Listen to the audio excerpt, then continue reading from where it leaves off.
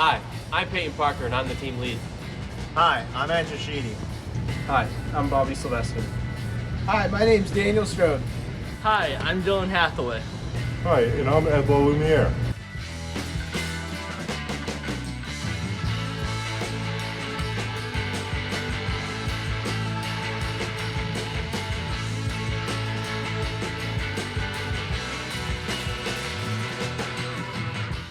Alright, so this is our team for the design and manufacturing of a Baja SAE buggy. Our project is sponsored by the ASME Club on campus, and we also work pretty closely with its members to help us with components that we're not going to be able to get to. So we'll be doing things like the steering and brakes, and we're going to focus more on the frame, power, train, and suspension components. It's a competition in which competing colleges build off-road buggies, and they compete against each other in a series of events. These buggies are pretty well abused throughout these races. One's going to be a 4-hour endurance race, and that's going to be a 4-hour race to see who's the fastest and who can last throughout the whole race. The dynamic race is after that, and that's going to be pretty well abusing these cars, and it's going to be a race to see who has the best design throughout the whole thing. The goal is obviously to have the best and fastest car, but also to keep the driver and other drivers safe. This is done through a series of extensive rules provided in the Baja SAE Rules and Regulations Handbook.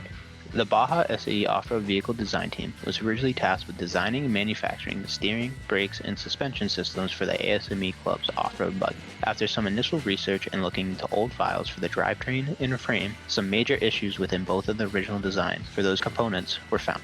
It was decided that the team's primary focus would switch to take on the drivetrain, frame, and the suspension. The team's secondary focus would be to guide the ASME Club in designing and manufacturing steering and brake systems. Our goal is to finish all of the components and fully assemble them onto the car, along with devising plans to guide the ASME Club members to build effective systems to optimize the off-road vehicle.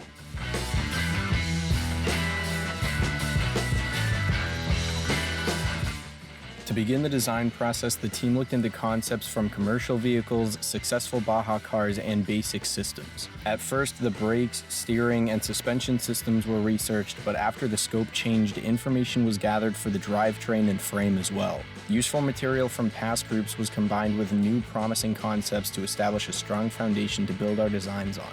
With initial calculations and conceptual drawings, the team met with numerous experts along the way to further validate our designs and improve our own understanding. An off-road technician was worked with to choose the best shocks possible. Then we spoke with experts at IBOC about pairing one of their spring setups with our desired shocks. Additional brainstorming, idea validation, and fabrication was completed with help from the owner of Hathaway Collision and UMass's manufacturing technician, Paul Souza. Testing methods and project direction setting were also assisted by our advisor and senior design professor. With our validated concepts in place, our research was used to create a full SolidWorks model of the vehicle and its components. At this point in the video, I will be showcasing a detailed CAD model of our latest design. This model will provide a summary to the main features and functionality of the vehicle. The frame is the main component of the whole chassis. This encompasses all of the elements. There are three main areas: the cockpit and then the front and the rear. The cockpit is where the driver will sit, and the front and rear encompass the steering, front suspension, rear suspension, and the main drivetrain components. The suspension consists of a double wishbone setup in the front and a trailing arm in the rear. The shocks and springs were purchased through IBOC and Fox Shocks with a consultation at Off-Road Elements to get the right compression rate and travel. The drivetrain consists of three main differentials: the front, rear, and center differentials, the center differential acting as a transfer case for us. The front and rear differentials can be disconnected for front-wheel drive, rear-wheel drive, and four-wheel drive. The engine is standardized throughout all of Baja SAE and is a 14 horsepower Kohler motor. The steering consists of the steering rack and wheel and the tie rods. The tie rods connect to our knuckles, which adjust toe in and out in the vehicle. Located inside the wheel, there are the brakes, which encompass the rotors, calipers, and pads, and also the pedals, lines, and master cylinder inside the cockpit. The knuckles that are also inside of the wheels mount to our hubs. The drivetrain, the steering, and the suspension arms connect to the top and bottom. This is the main area of integration between all of our systems. Thank you, and later on you will see where we are in the manufacturing process. During the course of the project, we have faced many different challenges, from time management to design to manufacturing. The team had to learn how to juggle the tasks of our project along with other classes and responsibilities. We had to coordinate meeting times to try to maximize the work being done. During the beginning of the fabrication, we had constructed the CAD models, but now we had to make our idea reality. We needed to create the foundation, so we started with the frame, which has many different bends and angles. So we had to utilize the equipment we had to get the job done as accurately as possible. But the tube notcher and tube bender require a lot of engineering common sense to use, or else things can be drastically thrown off. We utilized the knowledge we gained from creating the frame to aid in the construction of the suspension members.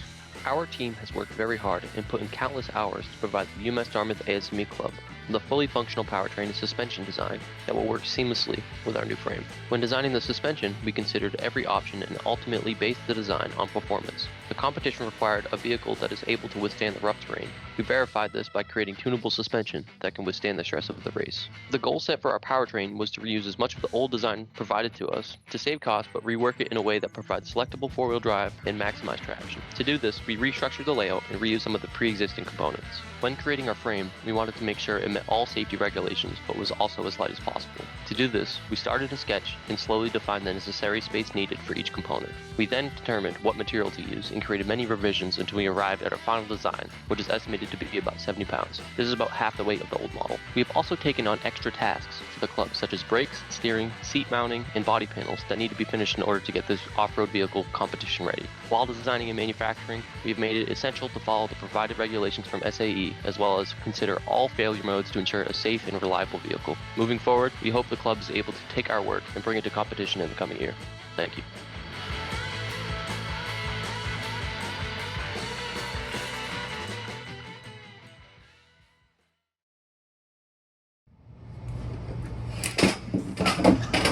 I was gonna get out. Is that in the video? Is it recording? Yes! Yes! You guys